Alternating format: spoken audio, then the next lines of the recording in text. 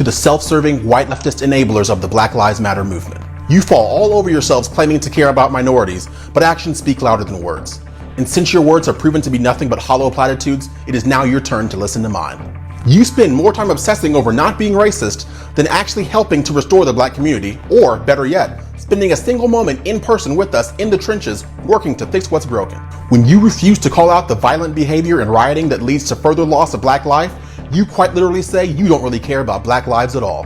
You're the first ones encouraging us to destroy our own communities, but you know full well that after the deed is done, you get to go home while we are left to pick up the pieces.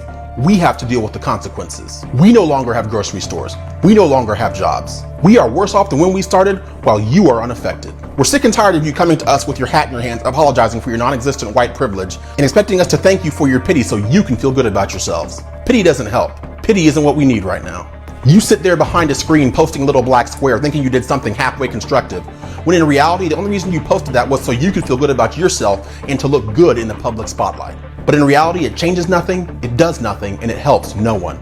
We understand the sentiment and honestly do appreciate it, but you must understand how worthless an Instagram post is at the end of the day and how little it actually changes. Where is your condemnation of the riots? Where are your calls for peace? Where's your support of the police trying to prevent the further destruction of our communities? You have exchanged the chains of physical slavery for shackles to the government. Our communities get destroyed and we're forever left in a state of dependence just to simply survive.